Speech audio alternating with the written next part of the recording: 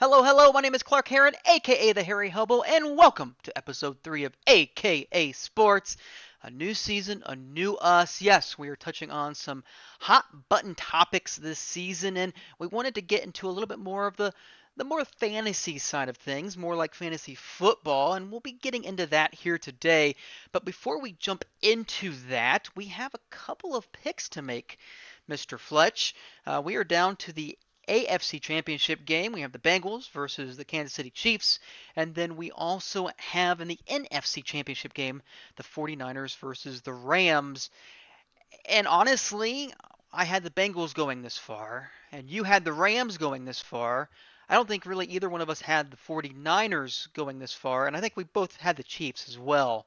So, first off, tell me what your thoughts were on the games this weekend because they were bar none, have to be better than what we saw in the wild card round. And then also let us know, who do you have in the Super Bowl? Yeah, man. So this weekend, again, we kind of talked about it last week, man. My favorite playoff weekend is the divisional round. It's the Elite Eight. This is where I feel like you get the cream of the crop of the NFL. And it lived up to the hype. At one point, Clark, you had three games um that were all tied with 4 seconds left to go, and a field goal kicker was on the field. Um, I can't ask. And then the fourth game went into overtime, and what might be, and call me a prisoner of the moment if you want to, what might be the greatest game, playoff game at least I've ever seen between the Chiefs and the Bills. And I'm actually mad about that game because I didn't bet any money on it. And if you listen to last week's podcast, if I literally bet what I said, I would have won big. I told you to go over on 54 points for the Chiefs Bills game. It was well over. I said the Chiefs would win in the nail biter. Boy, was it. I'm just mad at myself that I didn't bet on this game. Nonetheless, I enjoyed the game. I have two takes actually out of this weekend. Um, Take number one: Aaron Rodgers, as great as he is, may be one of the most overrated quarterbacks we have ever seen. And I'm only saying that to say this. I Peyton Manning gets a lot of flack of being what people call is one of the greatest regular season quarterbacks that we've ever seen. Um, but let's not forget Peyton's 2-2 in Super Bowls. He's been to four of them. You don't get to just four Super Bowls being mediocre. Yes, he was behind a great defense in Denver, but nonetheless, like you don't just get to four Super Bowls. Aaron Rodgers has been to one Super Bowl. Am I right, Pat? Clark? Yeah, he's only been to one. Only been to one. He's won one, and not knocking him on that, but it's been a while. If I'm not mistaken, it's been 10 years, and his playoff record I want to say is 11-10. For those at home, Tom Brady has as many losses. He's 35-11 in playoff games as Aaron Rodgers has wins. Now, we always say Aaron Rodgers, highest passer rating of all time, probably a multiple MVP after this year. If everything pans out, obviously. But there's a lot of people that basically say Aaron Rodgers might be the most talented quarterback at least that we've ever seen. Some people may believe he's the best we've ever seen. One thing about Aaron Rodgers is this: when it comes down to the playoffs, especially in the case of the 49ers, he hasn't really gotten it done. A quarterback of his magnitude, you would expect when the defense has held that team to minimal points, that a quarterback of that magnitude is going to bring it home for you. And the Packers scored a whopping 3 points the entire second half against San Francisco, who's a decent, probably a well above average defense, but come on now. Like that's not an all-time defense that's out there shutting down essentially an all-time quarterback. So let's pump the brakes a little bit. Let's start to look at this a little bit. I hate to point fingers and overly criticize people, but I'm on record being a big Aaron Rodgers fan. I really like Aaron Rodgers, and I just don't think he's really lived up to the hype. To be honest with you, since the Super Bowl that he won a decade ago. Um, so nonetheless, that's my first take on that. My second take is this, man. Um, the Chiefs Bills game was amazing, and Clark, I hate to speak for you as well, but I think it's probably one of the better games that we have ever seen. Um, it was 26-21 with 2 minutes left in the game. The final score was 42-36. How did we get there? That's a lot of points to score in such a short period of time. And if you watch the game, it was honestly unbelievable. Chiefs took the field with 13 seconds left and somehow pulled this thing off. But this is the reason why again the divisional round is my favorite. It was a great playoff weekend. To go with the picks, I've been on the Rams and the Chiefs all year. And again, and this is another thing that I'm mad at myself for not betting on as well. I've been on the Rams and the Chiefs since preseason. If you go back and listen to our podcast, our season one podcast, these were my picks to go to the Super Bowl. I'm sticking with it.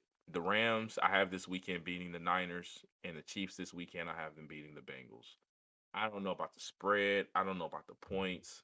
I know the Kansas City actually has a Kansas City on the Cincinnati game has a really, you know, I don't know what you call this, like a trap, if you will. If you're a betting man with a 7.5 point spread, that seems a little much. Some people might say that's about right. I personally think it's about right, but it's hard for me to pick over or under that 7.5, man. I will say, but at the same time, I am going to go with the Chiefs to win that game, and I'm going to go with the Rams to beat the Niners for the first time in what would that be, Clark? 3 to 4 years? Yeah, Niners have won 6 straight against the Yeah, Rams. I just find it hard to believe that you beat that team 3 times in one season. I'm not saying it won't happen. The Niners are a damn good football team, and they're showing us right now, even though they had some bumps during the season. But I just think, yeah, the Niners are a damn good football team. Yeah, I just again, I'm going to stick with my picks. I do think these are the two best teams in football. I think they have been consistently for the most part of the year. Both had a couple hiccups. The Chiefs early, where the Rams had it more so in the middle of the season, but towards the end of the season, you can see both teams really trying to start to really like grease their wheels and get that ball rolling. And here they are now, to me, still on a collision course to meet in the Super Bowl here in a few weeks. So that's what I'm rolling with, man. That's kind of my take from this weekend. Clark, I would love to hear your feedback on this weekend, and what do you think about these the final four, if you will, and who you have going to the Super Bowl? Yeah, I was very, very pleased that we went from the wild card round where we only had really one good game and the rest of them being blowouts to going into the divisional round of games that just amazing. Every single one of them came down to the wire. One going into overtime, obviously the Bills and the Chiefs. Just exciting football to watch. Nothing disappointed you. I know there's a huge controversy when it comes to the overtime rules, but at the end of the day, you still got to play defense. It doesn't matter if it's in the regular or regulation or if it's in overtime. You still have to play defense. It is very difficult against very good offenses, both in for both of these teams, and we might see something very similar happening between the Bengals and the Chiefs in the AFC Championship game.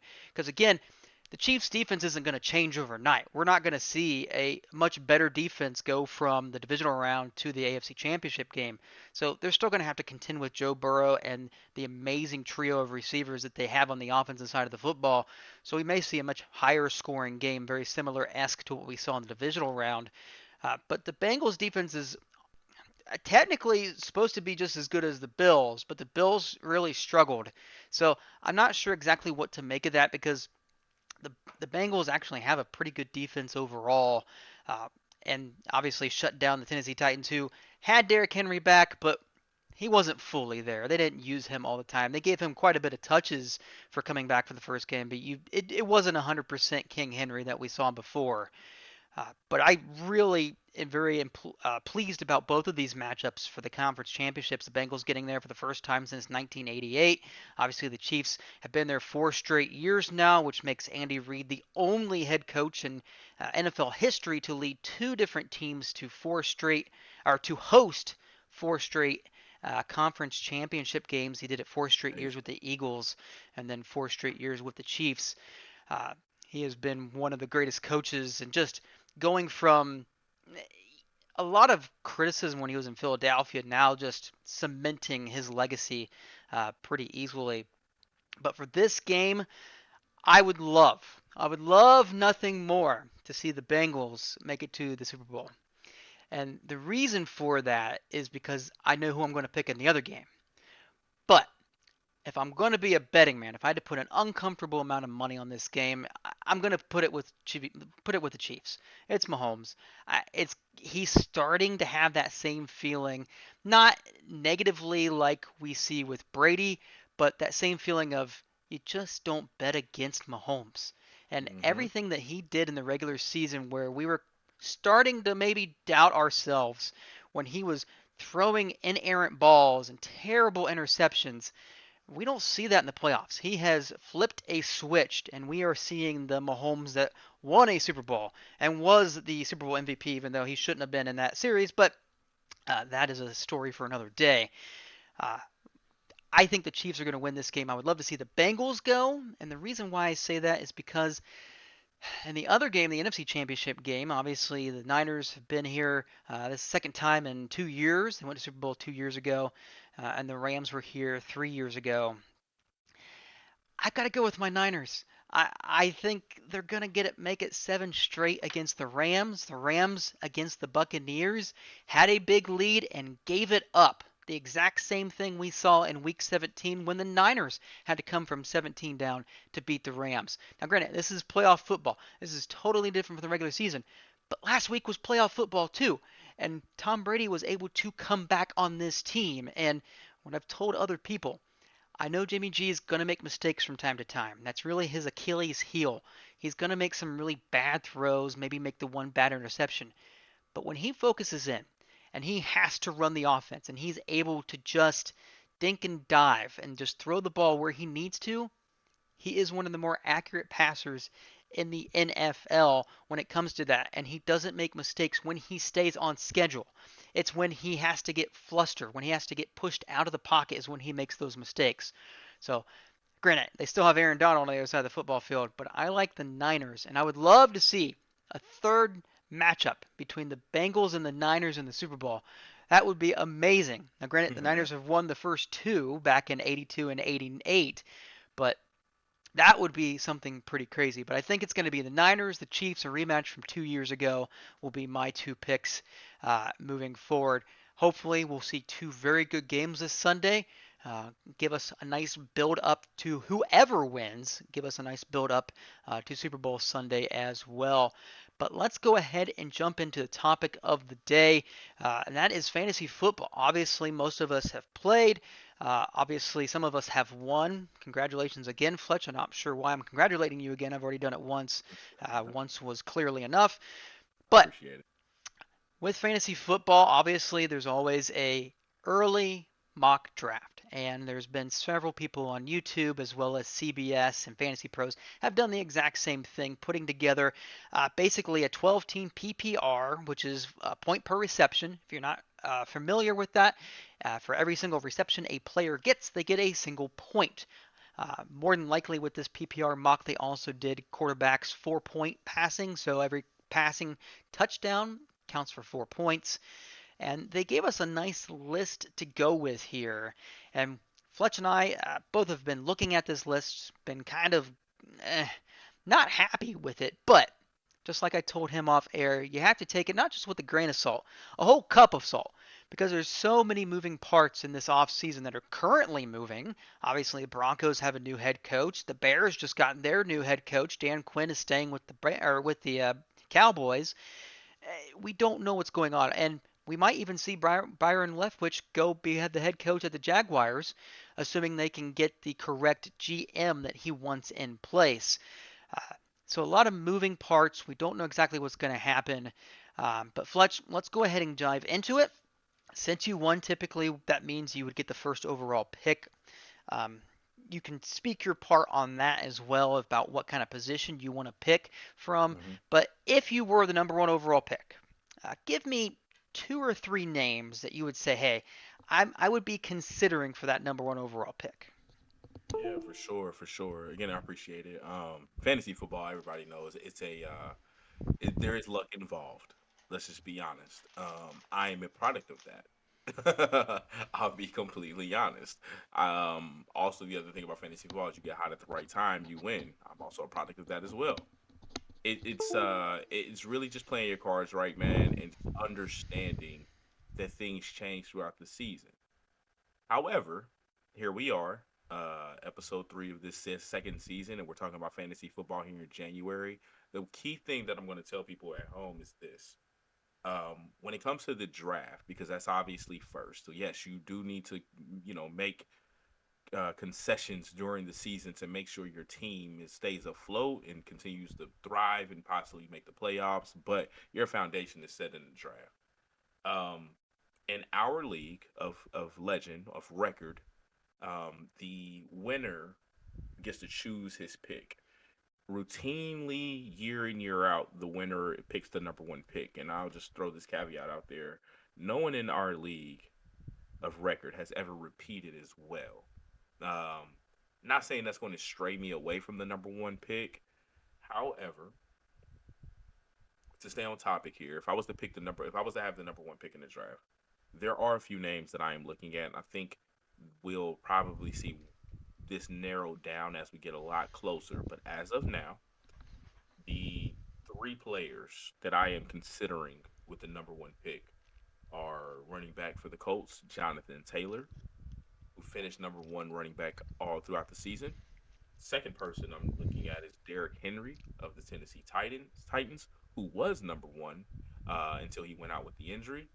And the third player is a wide receiver by the name of Cooper Cup, who I'm actually extremely torn on.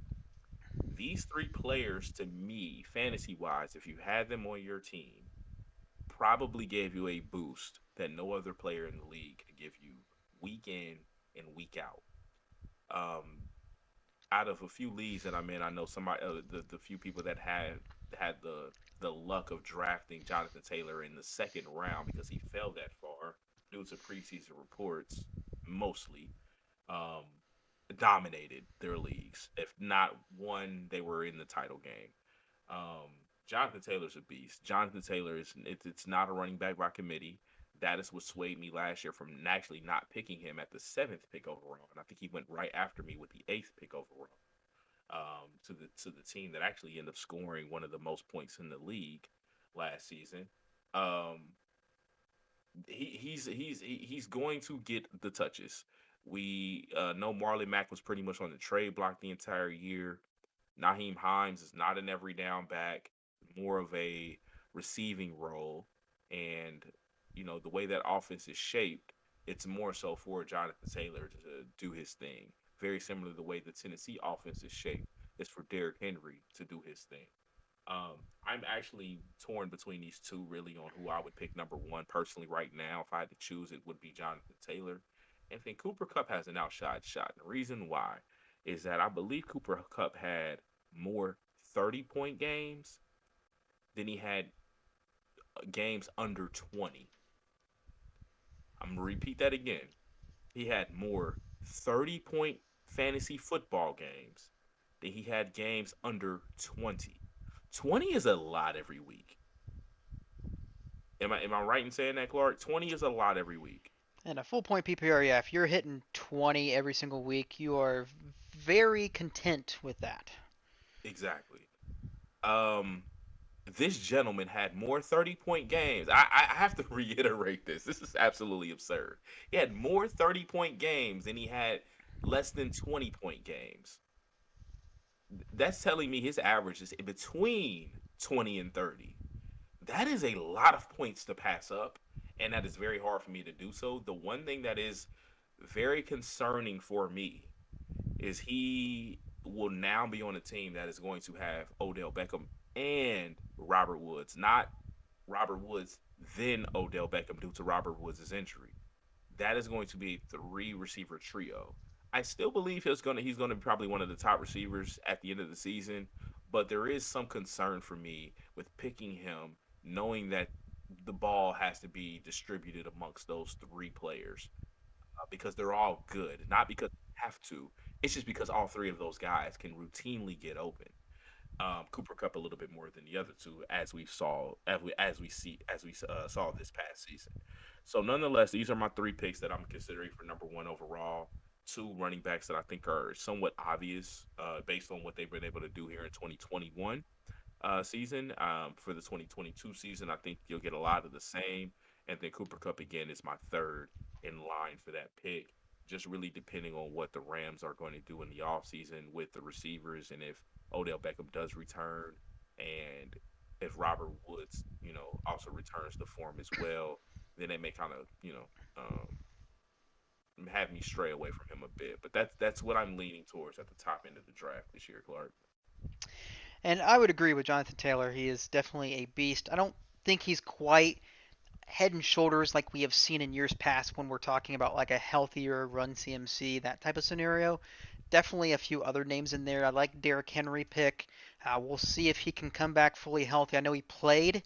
I would like to see a little bit more. Hopefully, he can get back to form. But he would definitely be up there as well just because how dominant he is in that offense.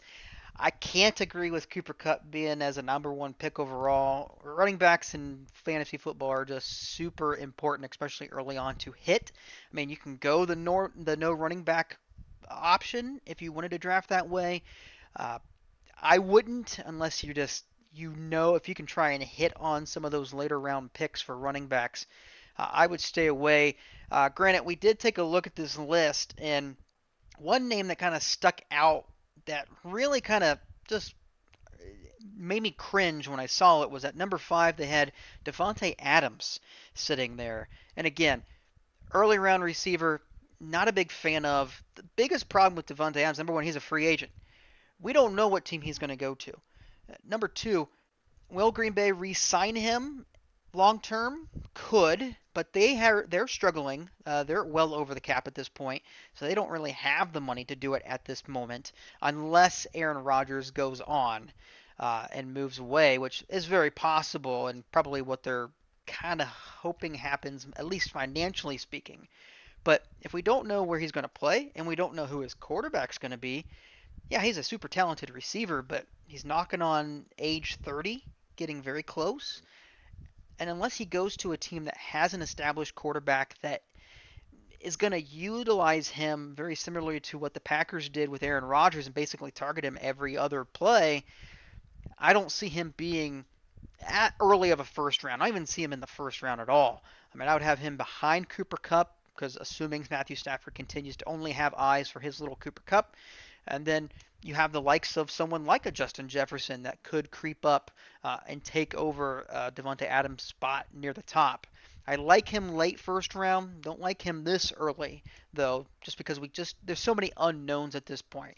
But if we knew that Aaron Rodgers was going to be back, if we knew he was going to be a Green Bay Packer with him, again, I still wouldn't draft him that high, but I would feel much more comfortable drafting him somewhere in the first round.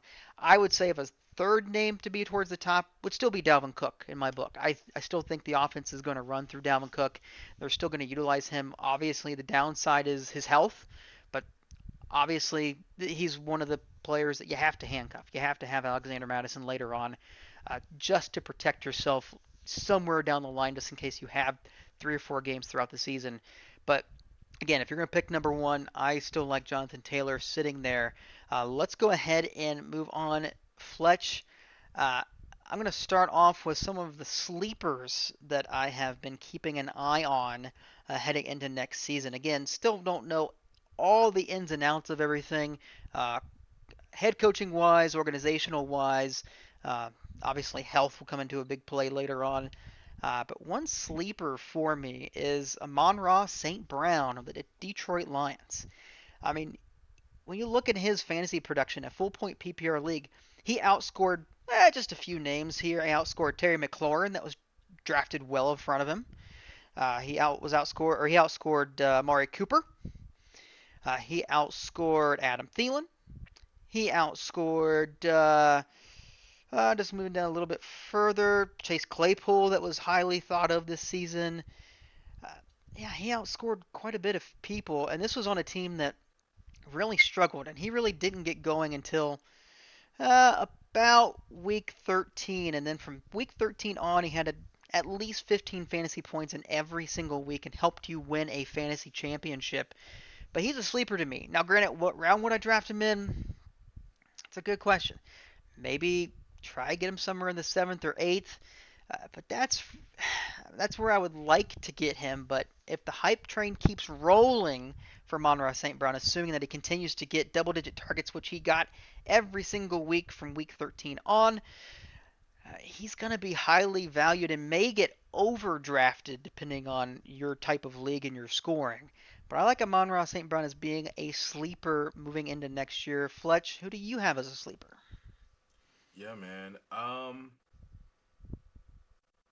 I have a few on my list, to be honest with you. And this is and just full disclosure for those at home is again our league of record. We can keep one player, must keep one player, I should say, and you can keep up to two. So we do a little bit of digging during the season to kind of find these diamonds in the rough, if you will. And there's a handful. There's one guy in particular that I think will see a big increase. And what I look for when I look for sleepers are two things. I look for guys that are young, or I look for guys that are in new places. As far as guys that are young, what I'm specifically looking for, and this is where my sleeper's coming from, I'm looking for rookies, second year players that are poised to make the jump. These are players that will help you the most. There is actually an article, if you are familiar with the fantasy footballers. I love their show. Um, they run a very good YouTube show. They have a podcast. It's all the same, but I normally watch these guys on YouTube during the at least when it gets close to the season and just kind of throughout. They're pretty accurate as well, just as accurate as you can be when it comes to this stuff. The guy that I'm really in what I'm alluding to is an article that I read on there last season is the big jump from a first or second year receiver into that next year. And the person and Amon Ross St. Brown fits your description perfectly. Fits this description perfectly, Clark. I love that as a sleeper pick. That is one that is on my list for sure. The other one that is also very high on my list is Darnell Mooney of the Chicago Bears. Darnell Mooney, when he was targeted his first year in the league, this was pre Justin Fields and Andy Dalton. This was Mitch Trubisky and Nick Foles. He was just missed a lot on a lot of deep passes, um, where if those connected, he would have had a very good rookie season if he had a quarterback that can get him the ball. The second year, he turned into being the best target for the Bears due to Allen Robinson either not playing well or being hurt. And I believe that Allen Robinson will move on, and Darnell Mooney will be your number one receiver in Chicago going into next season. Unless they draft one of these absolute studs coming out of the draft this year, which is a pretty deep wide receiver pool to pull from coming out of college right now. Darnell Mooney, I really like. I do think Justin Fields will come into the season as the starter. I do think that he has a better season. I think the Bears need to do something with that offensive line because it did Justin Fields or Andy Dalton no good.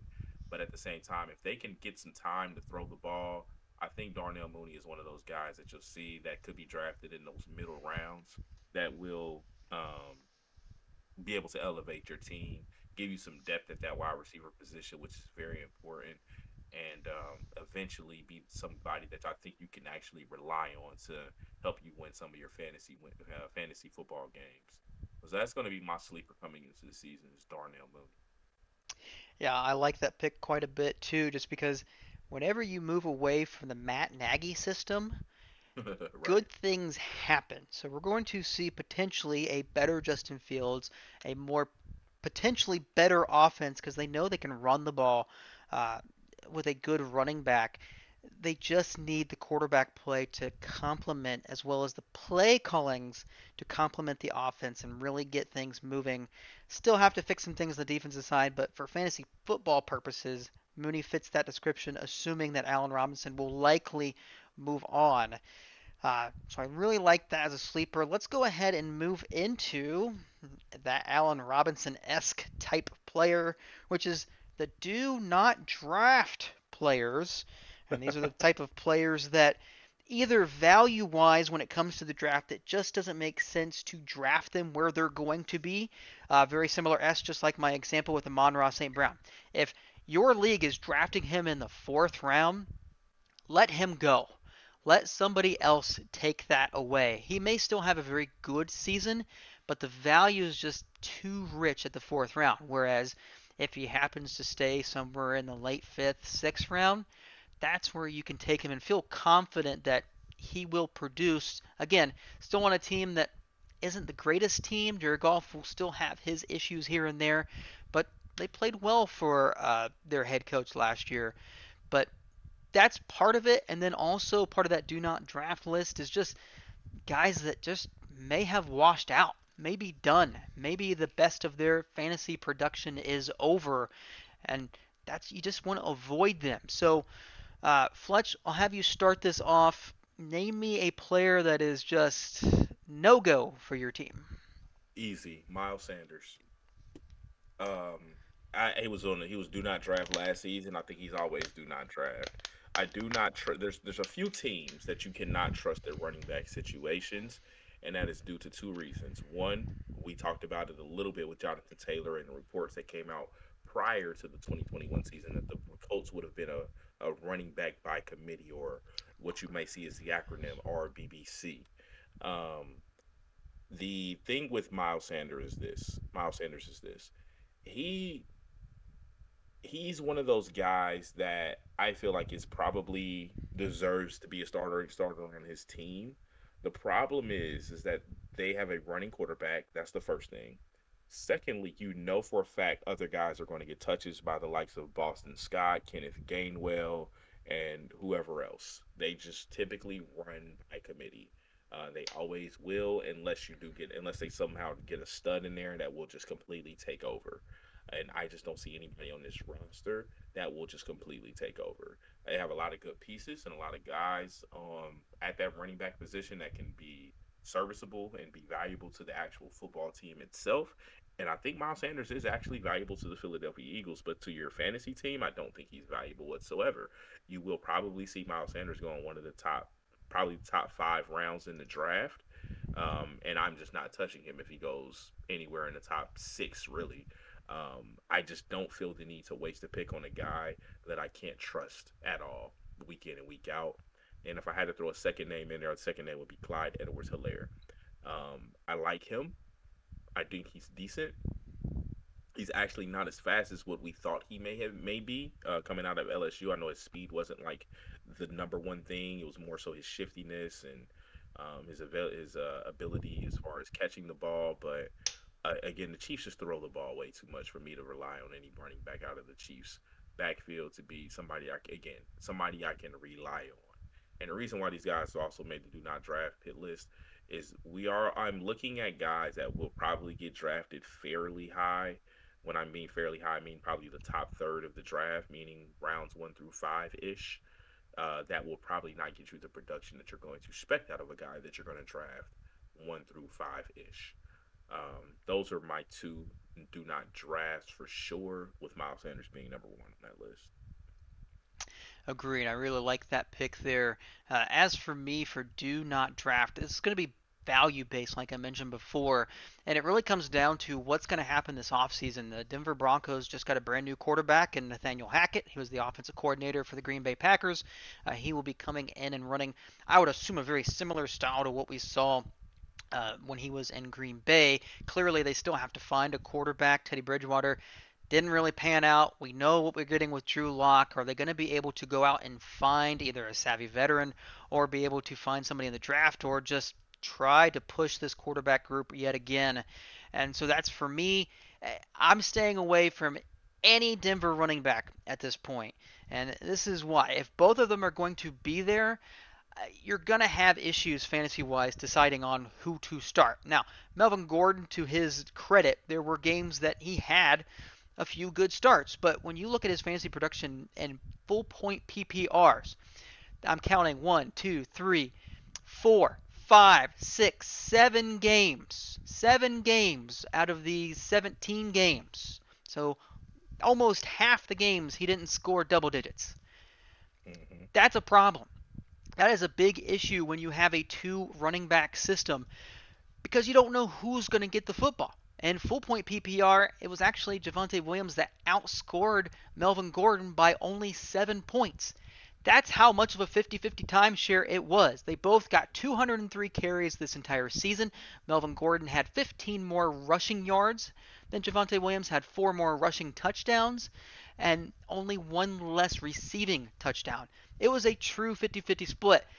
So again, it's nice to have maybe one of them, but you're not going to pay full value for them. You have to get them at a discount, and at best, they're going to be a flex player for you in specific matchups. You're never going to feel really confident and put them as your running back two and think that they're going to produce for you. There's going to be a few games they will, absolutely. What I would like to see this offseason is Melvin Gordon go. Get traded away, get sent somewhere else. Maybe they're trading for an Aaron Rodgers to come in and be the quarterback. There's a lot of talk about that potentially happening. And if that's the case, if Melvin Gordon goes, which of course I don't think they would trade for Melvin Gordon, but if he gets traded away to any other team and it's just a one man show, then yes, you definitely draft whoever is left. But being a true 50-50 timeshare, you're going to get disappointed throughout the year. You're going to get frustrated because one week you play them and they get you 8 points. So then you feel bad and you bench them and then get 20. It's a very frustrating year. Yeah. Trust me, I had Javonte Williams quite a bit this year. I'm hoping that he is the one, like you mentioned, we do have a keeper that we can have into the following season. He would be in consideration for that. But if again, it's a 50-50, he's not going to be a keeper for me. I'll have somebody else draft him or get him at a steep discount moving forward. So those are just a couple of our do not drafts. There's plenty of others as well. Let's go ahead and jump into some potential rookies, incoming rookies that may have an impact depending on where they get drafted, obviously, and depending on their situation. A couple of receivers that are just jumping off the screen for me. Garrett Wilson coming out of Ohio State. They rave about his ability to separate, one of the best in the class. He is a true speed threat. Can get open when need be. Another receiver would be Jamison Williams, again, coming out of Alabama. He did tear his ACL, so we'll see what happens there. But he has really blossomed from kind of an afterthought at Ohio State before he transferred to Alabama and then became a Heisman contender. Or not really a Heisman contender, but a top receiver for the year in college football. I like both of them, again, depending on where they land. One other name to keep in mind on, I'm just trying to look. I don't think there's the problem with this year's class is not really a ton of quarterbacks that you really feel great about. I know there's talks about Sam Howell or Desmond Ritter. I just don't see it coming into this year. If they do get drafted, if they have some kind of growth spurt and be able to actually thrive in whatever system they land in, it would make sense. But Fletch, let the people know a couple of names that you're looking at for this year's draft class. Yeah, man. Good choices on those two. What is that? Garrett Wilson and Jamison Williams. Buyer beware with Jamison Williams. Just to be honest with you, there with the ACL injury, I don't know how. I know that injury is typically it varies a little bit between player to player, but we'll say 8 to 12 months, and 8 months puts us at the very beginning of the season, which could kind of stifle the beginning of the year for him as far as production goes. But again, that's somebody that um, I'll go back a little bit as well. He's somebody very similar to the Broncos running back, the running backs that they have, Gordon and Williams, where you don't want to pick them early. I don't think you want to pick them too early. I do like Gordon and Williams on a fantasy football team, but I think they need to be your fourth running back. And I'll say the same about Jamison Williams. He needs to be your fourth or fifth receiver because you can't rely on him, but having them will be nice just to give you some depth at the position with guys that are serviceable, um, that could actually go out and possibly get you points depending on matchup, and also in any time that say a starter is out, that guy is gonna that second guy, or say in that issue with Gordon and Williams, if one of them is out, one of them is going to the other one's going to produce. Same thing with Jamison Williams if he goes to a team and we're going to be waiting for him to kind of come along, if you will, and that means there's probably going to be a number one that team already has. Just again, buyer beware with him coming into this season. As far as sleepers go, and this draft is tough. I'll kind of allude to the draft a little bit while we're on this topic. It's very defensive heavy. Um, just looking at a few mock drafts, and I've been paying attention all year long. The big breadwinners are going to be on defense or your offensive linemen. There's a lot of first round offensive line talent. There's a lot of first round defensive talent. There's a lot of guys that possibly could be drafted middle to late rounds, like my favorite college defender in the Kobe Dean, who's probably going to go mid to late first round. Just to give you an example, as far as fantasy goes, we're obviously looking at more so offensive players. Or I'm also, just kind of again being the sports buffs that we are, or also looking at teams that need offensive line help that will go seek offensive line help. Therefore, it will help your quarterback and running back. So keep those things in mind as we look into the draft as well. But for as strictly production, we're going to stick with the offense here. And I agree with you on the two that you mentioned, with Jamison Williams more so being a second half threat to really explode. The other guys that I'm looking at is the other Ohio State receiver, which is Chris Olave. Depending on his where he lands, could be a potential threat for you. Veteran receiver. He's actually a true senior from Ohio State, which means he'll come into the league this season. At I believe like age 23, um, which is honestly more pro ready than somebody that might be a little bit younger than him, say at age 21. Say a redshirt sophomore or junior, coming into the league. So Chris Olave being one of those guys that I'm really looking forward to. The other one is actually Penn State's wide receiver John Dodson. I also like Purdue's wide receiver David Bell. There's a few guys, man, at the receiver position mainly that really stand out for me that I think will have big years next year. Um, Depending on their landing situations, very similar to what a Jalen Waddle was able to do for you at times, a Devonte Smith was able to do for you at times. Both of those guys showed some um, brilliance really also throughout the season, and helped out a lot of fantasy teams being a flex level receiver at some point. For some teams you had to rely on him at being a number two, and it actually worked out. So those are the names that I'm really looking at, is those receivers that can be put in some really good position, in addition to the ones that you named. I would essentially really just add to your list and continue with that trend of receivers with Chris Olave, Jahan Dotson, and David Bell. Yeah, I agree. There is a very wide receiver heavy group. There's not a ton of running backs there. I know Kenneth Walker and Brees Hall. There's a couple of names, but it's not really that deep when it comes to running backs. They may surprise us, but there's nothing really sticking out there that really, like, yeah, if he gets in the right situation, definitely Right. going to draft him. So I would There's no imagine Najee Harris this year. exactly. There's going to be a lot of rookie drafts that are going to be very receiver heavy, and then maybe in the second or third round you start taking running back, something along those lines, just as more of a lottery draft at that point, just to see what happens. Um, but let's go ahead and finish this topic off. We are going to each give us a name that we see as a late round stash or a late round player that uh, maybe you want to keep secret, but for the purposes of the show, and obviously we have so much of an off season to go through, we're going to talk about one player a piece that we just late round I want to keep an eye on.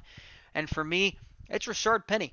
I think the running back coming out of Seattle, for the last 5 weeks, he had at least had double-digit carries, had at least 135 yards rushing in every single one of those games, had at least one rushing touchdown every single one of those games, and for fantasy point wise, at least 19 and a half fantasy points or more.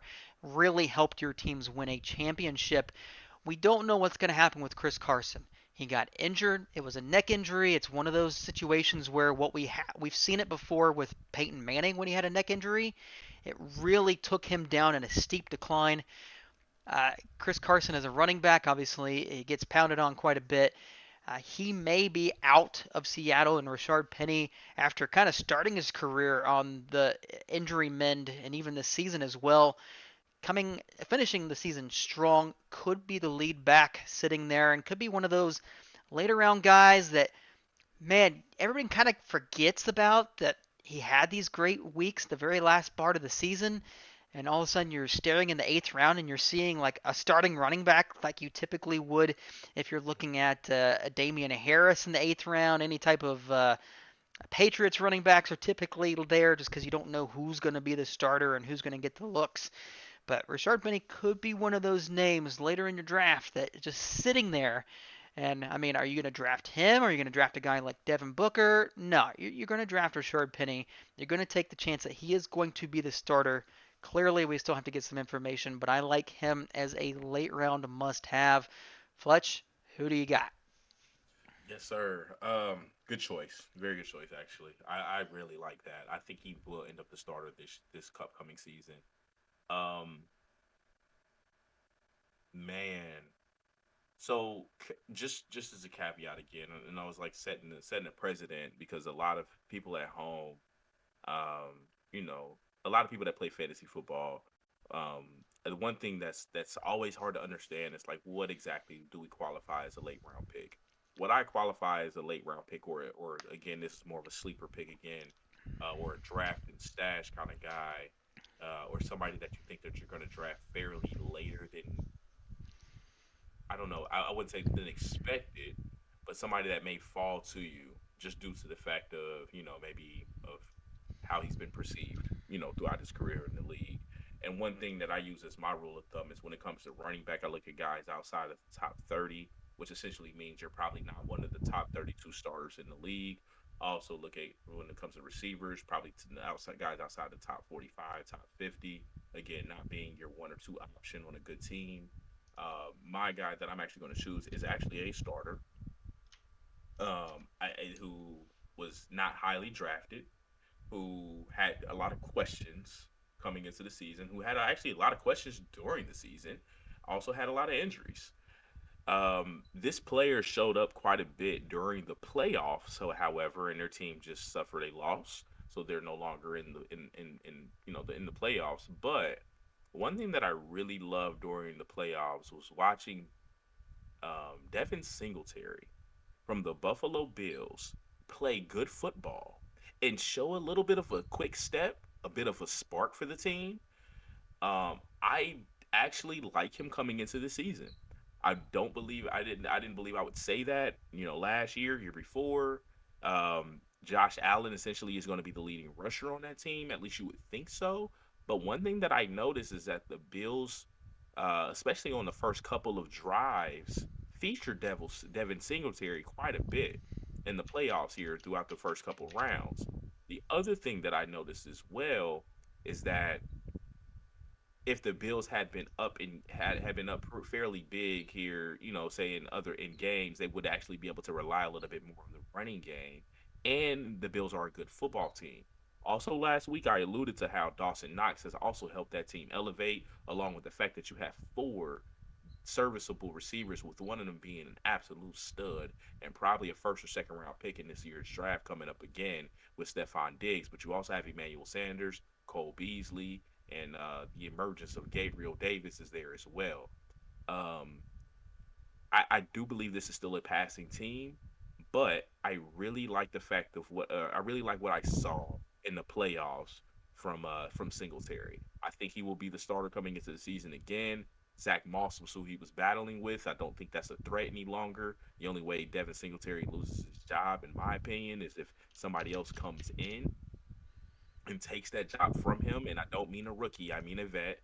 And I just don't see them going after a vet because of how good their team is. You can honestly make the argument after watching this past weekend's game on Sunday night, that the Bills are just as good as the Chiefs, obviously, because whoever had the ball last won that game. And had there been, say a little bit more. say we have somewhat of a similar college style overtime rules. Who's to say that game doesn't turn out differently if the Bills get a chance to touch the ball?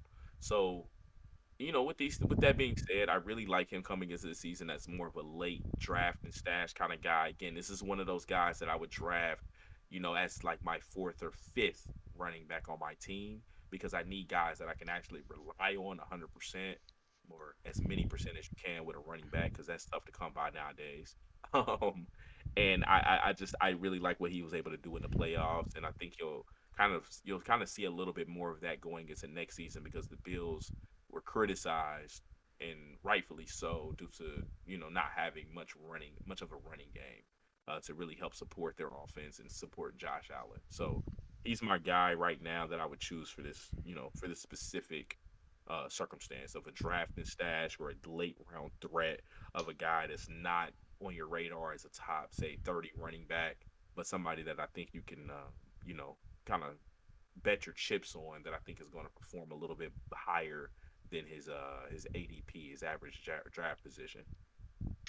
Agreed. I do like that pick there, especially if they continue to utilize him as the primary ball carrier there in Buffalo and kind of allow Zach Moss to be just kind of a fill-in here and there.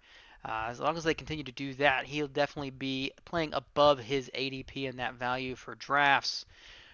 Fletch, I think we've covered just about as much as we can. I know we didn't talk much about quarterbacks, but we pretty much know who the quarterbacks are. Obviously, we might see a few more actually retire depending on what happens. Ben Roethlisberger is finally gone, so you don't have to worry about drafting him or actually playing him if need be. But a lot of those young quarterbacks are still there. They're pretty easy to deal with. It's always the running backs and the later round receivers. Those are the ones that may make or break your fantasy season. So uh, we definitely stuck with those as well. If you're concerned about tight ends, there's only about four of them. So if you don't have one of the top four, you're streaming. That's not really an issue there either. Fletch, anything else before we shut up shop today? Few things. Um, Fantasy football wise, obviously is what we're talking about. There's a couple things I just want to point out and some things that I'm actually looking to for next season. There is another outside threat at the number one position that I failed to mention that I just want to kind of throw out there for the people. I talked about him very briefly, and that's Najee Harris. I'm glad that you mentioned Ben Roethlisberger retiring. That alone is the reason why Najee Harris is a threat to be number one. I'm not 100% sure where he finished last year. I know for a fact he was top 10 in running backs. I believe he was probably top five if I had to bet my money on it without actually looking this up. I think that he has an outside shot to be maybe not very number one overall, but definitely he could finish top three, and I wouldn't be surprised if he does with the amount of work that he very well may get if you have to start a Mason Rudolph or a Dwayne Haskins at your quarterback position if you're the Pittsburgh Steelers. Let's not forget that's still the Pittsburgh Steelers. I understand with Roethlisberger they turned more into a passing team than they ever had before, but at the same time they did have the likes of Le'Veon Bell, who was a number one running back for years there. They also had Jerome Bettis back in the day, who was obviously a Hall of Famer. They have good running backs. They know how to run the ball. So just that's one player I want people to keep an eye out on for sure going into next season. A few other notables that I would love to kind of throw out there. You've alluded to this as well with the tight end position. Stick with the big four, man, and that is well, really the big three. It would have been four had it not been for injury. Really, Kittle was injured too, but Kittle and Waller, I think will have a very good season if they can stay healthy throughout the season. I think Kelsey and Andrews are two for sure. If you have one of those two on your team, you have a lock at your tight end position that you will not have to worry about from week to week, with the exception of the bye week. That's just something that I want to throw out there because that tends to be an Achilles heel for a lot of people. And then also, you mentioned the quarterback position. Do not look for any rookie quarterbacks to draft this season. None of the rookie quarterbacks were really worth starting this season. They were more so draft and stash if you have a keeper or a dynasty league of some guys that you might want to keep for a couple years to see flourish, and that being, your Zach Wilsons, your Trevor Lawrence, Trey Lance. Mac Jones, Justin Fields, the big five from last year's draft that I would say, they may take a step coming into the season, but there's no one in this draft that I see coming into the league and having even a chance to be a starter unless it's an absolute need, to the point where you have no choice. And I don't know if there's any team out there that literally has no choice but to start a rookie quarterback. I don't think there's a team out there that will have to do that. So just that's one thing I just want to mention as well. Lastly, that I want to mention is this: running backs. Running backs have been at a shortage in fantasy football for I would say the better part of the last 5 years. Before that, you kind of had a bit of a pool where you knew you could kind of mix and match a few guys and it was going to work out. You had some guys that you could definitely put as your flex position in past years, but really, if you didn't have a honestly, if you didn't have a top 15 running back on your team, you probably struggled quite a bit this year. A few names that I want to mention to stay away from, or at least, again, not so much a don't draft, but more of a buyer beware. And that's Aaron Jones and Ezekiel Elliott. Running backs just don't have a long shelf life, man. And due to their situations with young, upcoming, quality running backs behind them, I'm not sold on picking these guys too early. AJ Dillon and Tony Pollard are just too good not to play. They both show that they can play some really good football. And you could put them in key situations. They can share the field together at times, especially in Dallas. I saw that quite a bit. I had both of these running backs this year. And I'll be honest, I think Ezekiel Elliott may have cost me in a couple fantasy leagues. I actually had him in 3 leagues. I had Aaron Jones in 2 leagues. I won one league with Aaron Jones, but again, it's part of the rest of the team being hot at the right time more so than him producing. He actually laid an egg when I needed him to go off and had me sweating bullets on championship night. So um that there's a there those are the things that I want people to look out for, but also look out for the young running backs that could possibly be up and coming as well that can make some noise. So it's just kind of rule of thumb, and we mentioned it last year in last year's show, Clark, when we kind of dove a little bit into fantasy football, is know know people's positions on their teams and understand the position that those players are in. But then also too, as the year progresses, understand trends and understand how things work. Um, like for that team. And the other team that I'll mention is the Washington football team, who is actually set to have a name here soon, Clark, in the next week or so. I think it's Super Bowl week. They're going to announce their new team name. I don't know if they actually will change or not because football team is still technically on the list of new team names. But we saw it a little bit with people saying Antonio Gibson may be utilized in the same light as Christian McCaffrey on with the Washington football team, but we definitely saw J.D. McKissick have a great fantasy season, for especially mainly because of where he was drafted. But even if he wasn't drafted that late, he still had a pretty solid season due to his pass catching prowess. So again, understand the situation that these players are in. Understand things will change throughout the season. Understand the team that you drafted may not be the team that you end up with, but also too understand too, don't make hasty trades. There was a few times this year where I could have blew my team up and I held pat even when we were going through a losing streak, and I ended up with most of the same team that I drafted with that took me to the final.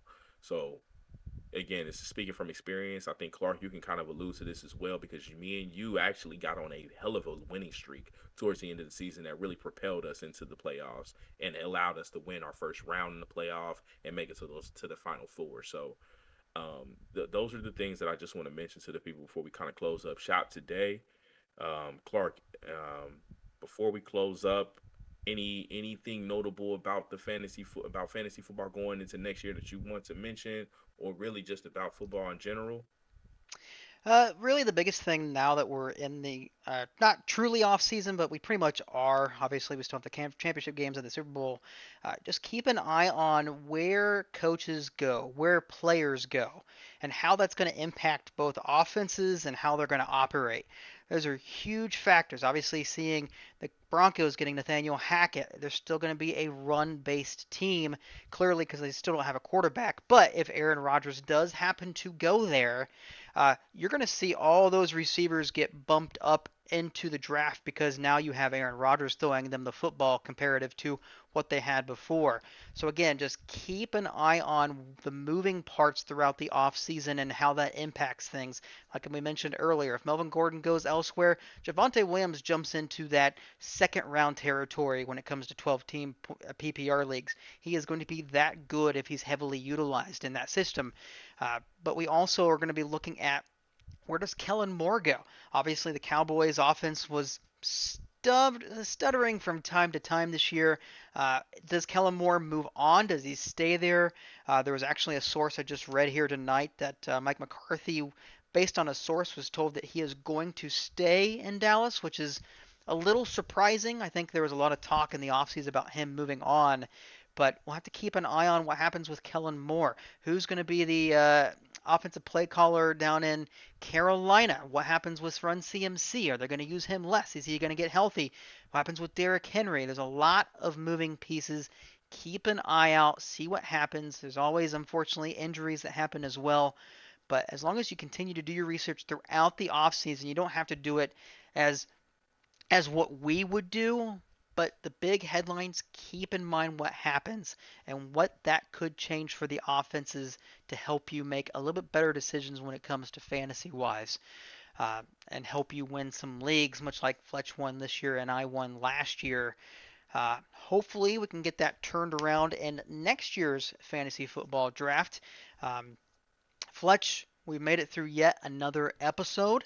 Obviously, we'll be looking at another topic this coming Thursday as well. Uh, Glad that we finally pushed through for fantasy football. I know it's really early, but it's always nice to just keep that in your thought process. And it may be a topic that we revisit a little bit closer to time once we have a little bit more information out there. Uh, but as for now, enjoy the championship games. Hopefully, my Niners win. Hopefully, we have two good teams heading into the Super Bowl. Finish this season off right. For Fletch, my name is Clark Heron, aka the Hairy Hobo, and we're out. Peace.